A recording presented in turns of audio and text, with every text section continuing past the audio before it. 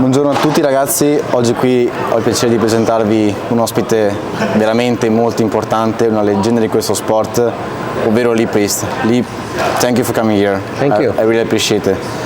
Oggi ho l'opportunità di fare un'intervista a Lee, mi hanno permesso qui alla sua gara, alla Lee Priest Championship Competition, di intervistare Lee. Innanzitutto grazie Lee per questa opportunità, thank you. Thank you. E volevo chiederti, come mai hai pensato di prestare il tuo nome per una gara estranea alla Pro League? So, why did you press your name to another competition, to another organization, to promote a competition? It's not a Pro League. Well, you know, for years I competed with the IFBB, but then after that I retired for 7 years, and then after I came out of retirement and I went to NABBA and won the NABBA Universe, and then I was going to compete again, but then had a car accident which messed my neck up. So, you know, I got asked to come and promote NABBA. So to me, bodybuilding's bodybuilding. I know these days you have the IFBB, you have NABBA, and that gets very political.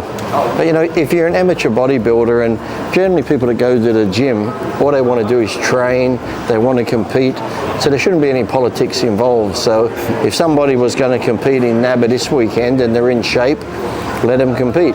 If next weekend there's an IFBB show, let them compete. They shouldn't be punished because, you know, you're an amateur athlete and that's what you want to do, because it takes so much time to diet and train to get in shape.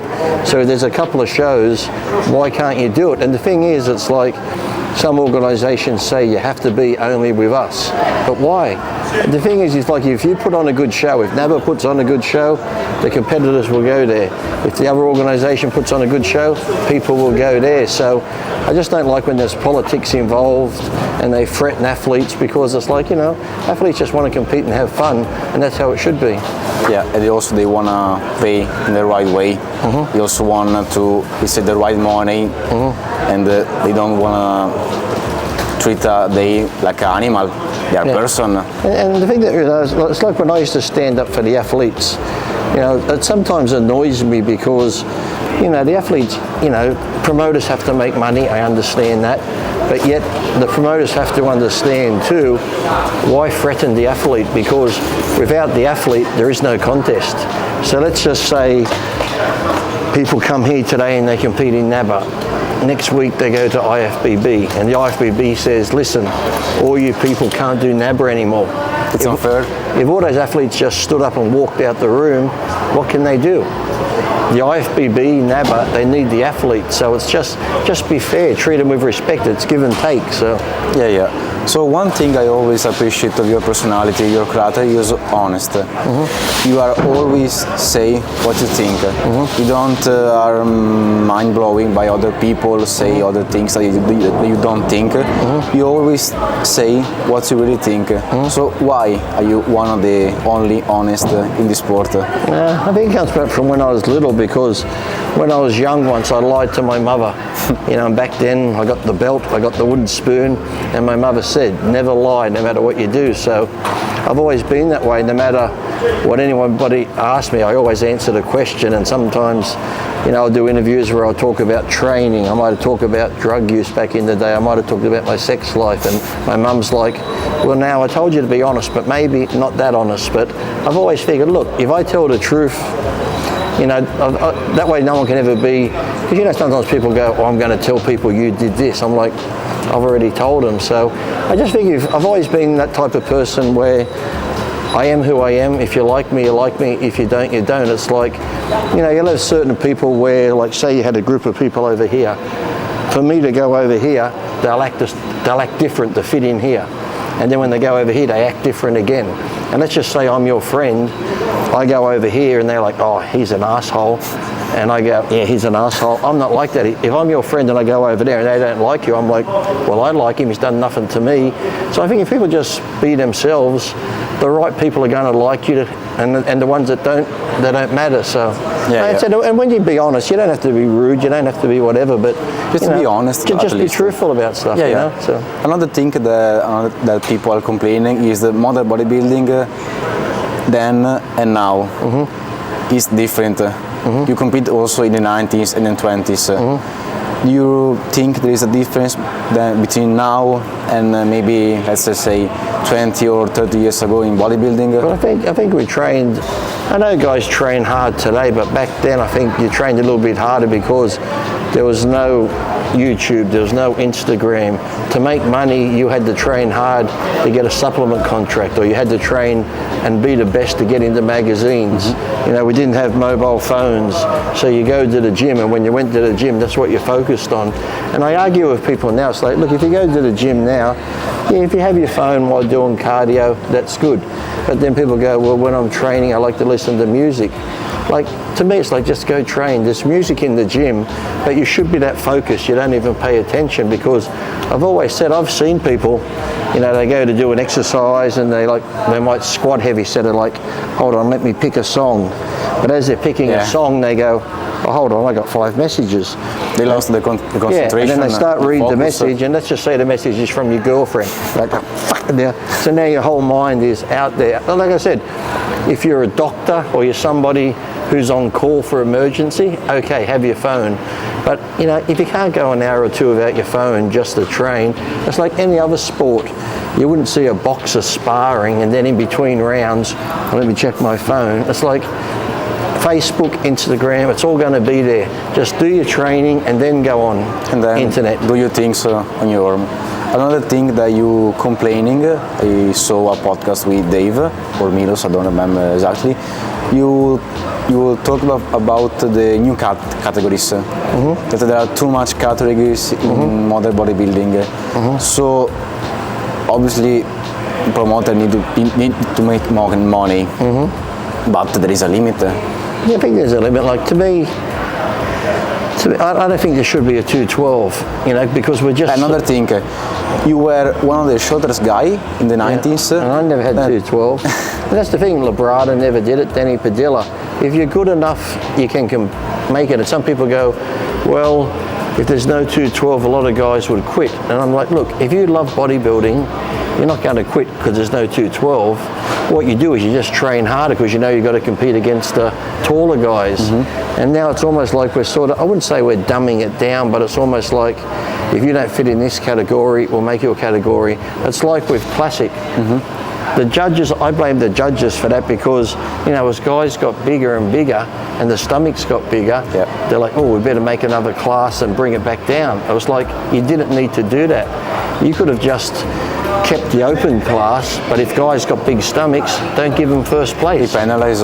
Yeah, penalise them. That way the guy with the big stomach's like, well, shit, if I have to win, I got to lose my stomach. So look, I think there should be just open, and then pretty much, like I said, fitness for the girls and that, because like bikini, to me, bikini, wellness, yeah, it's good for money, but it's more like the Hawaiian Tropics contest and stuff like that. And to me, it's like, and with the judging now where, you know, your body, when you get ready for a contest, you eat at a certain time, you train at a certain time. And when you watch the Mr. Olympia now, you know, your body's in this sort of, most guys look their best in the morning or lunchtime. To come on stage at 10, 11 o'clock at night, you're not going to be at your best. So, and then it's like I've even said about the lighting on some of the stages. Like here today, it's good. Yeah, also here the lighting was perfect. And the thing is, like pre-judging, have a black backdrop. You know, at night time when they're doing their routines, do the lasers, do whatever. Yeah, with a black screen, the judges can really see all the detail. And that's what you should have. But, you know, they try and make it all fancy, and I said it just doesn't... With all the sponsorship. And I said, but you can still have like a black background, and you can still have sponsors around it, but just this section here... On the side. Why pre-judging, have it black. But like I said, nighttime, when they're doing their routines and that, go crazy. Have lasers, music, smoke machines. And it's not hard. It's like the Ironman contest back in the day had the best lighting. You know, I've had arguments with Bob Ciccarello where he's like, well, you can't have the same lighting. I said, look, you don't have to have the same lighting. Just ask them when they did the Ironman, what did you do? And then just try to get close to that. So you'll have this sort of, this is what we did. This is like a rough guide. Every contest, see if you can get close to that. It's not going to be perfect, but at least if you can try to get the same, because like I said, I've seen guys in great shape and just simple lighting can make months of dieting look crap. You know, so, and people don't understand that, because sometimes, you know, they like to lighten the stage for a fashion show or something. It's a bodybuilding show and you want to highlight the muscles, so You know, there's just little things like that that they should do, and I think just the athletes need to speak up because, like I said, the athletes are putting in all that hard work, and like backstage, you'll see a guy backstage, he looks shredded, walks on stage with the wrong lighting. Maybe the athletes are too worried to talk about. Worried. Scary. Well, a long time ago, the Arnold Classic, when it was on TV, they used to light it for TV. So the lights were that bright. When you had oil on, it would just reflect. So you couldn't see any definition. And I said, but it comes back to the athletes again. And I've always said, it's like when you have the Mr. Olympia or the Arnold Classic, we have the athletes meeting 2 days before the contest. People come from all over the world. There's sponsors. The place is sold out. You know, all the athletes have to say is, listen, we're not demanding a lot. All we want is this, this, and this. If we don't get it, we're not walking out on stage. They're not going to cancel the show. And that's the thing, the athletes have the power, but if they don't stand together, nothing's going to change. So athletes need to talk, to be... And like I said, people go, well, the IFBB's the main one, but I said, look, if the IFBB wasn't there, somebody else would come along and do it, NABBA, or somebody else would start an organisation because, like I said, yes, the athletes might need the IFBB, but the IFBB, NABBA, or whoever, they need the athletes more because without the athletes, they don't have a contest. Without athletes, there is no federation, there is no competing. And that's why I said there just needs to be give and take. But sometimes, sadly, you get the people that run the sport, they're like, it's this way or no way. If you don't like it, so go. And it shouldn't be that way. It's like you need to have this communication, and so they need to, like I said, Bob Ciccarello said he's the athlete's rep, but you really need somebody there who speaks for the athlete. Nobody knew that he was the representation. Well, Bob's an okay guy, but you know, Bob has known Jim Mannion since he was a teenager. You know, Bob makes his money doing the comparing for the IFBB, so Bob's not going to go against the IFBB. You need somebody who's impartial, who goes up and says, listen, I'm a voice for the athletes want this, or they're not competing. And like I said, you don't need anything crazy, because we used to have some pro shows back in the day, because you know, once you're dieted down and you're depleted and you're tired, something small, if you're not dieting, means nothing. But once you're dieted and you're tired, some contests they didn't even have a bottle of water, and people think, a bottle of water, that's nothing. But when you're dieted and you're depleted and you're dehydrated, a bottle of water is something big when you're in that frame of mind. So just little things like that, they just need to talk about it. And like I said, if they just talk about it and come to things, the sport could be so much better. Also, you touched another thing, that your mother was a bodybuilder. You think your mother was a fundamental part for your career that helped you to introduce to the sport? Well, she started after me. My grandfather was always into the weights. Your grandfather? Yeah, he was into the weights, so I sort of got into it from that, but I never got into bodybuilding to be a bodybuilder. I just wanted to look like He-Man. So I just started training, and at 13 years old, someone goes, oh, you should compete. So I started competing.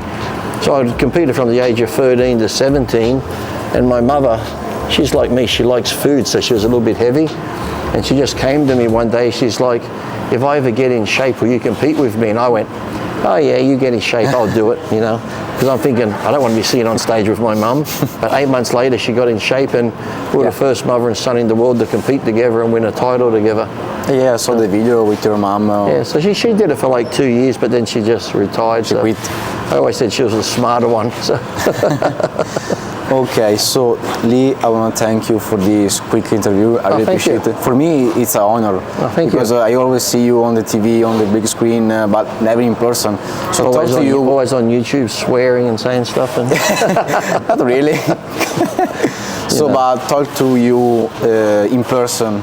1 meter, one-to-one is a really honor. You. I really thank you. Thank you very much. Thank you. I really like this show. Congratulations. But like I said, and I hope it will grow too, because like I said, sometimes when you put on a new show, because like I said, there are athletes from IFBB and that, you know, some people want to do it, but it's like, let me just see how it goes first, and then if they see it's okay, and like I said, they should be able to do it. I said, because that's when I got suspended, because I did, 06, I won the Ironman, and then Wayne D'Amelia started the PDI.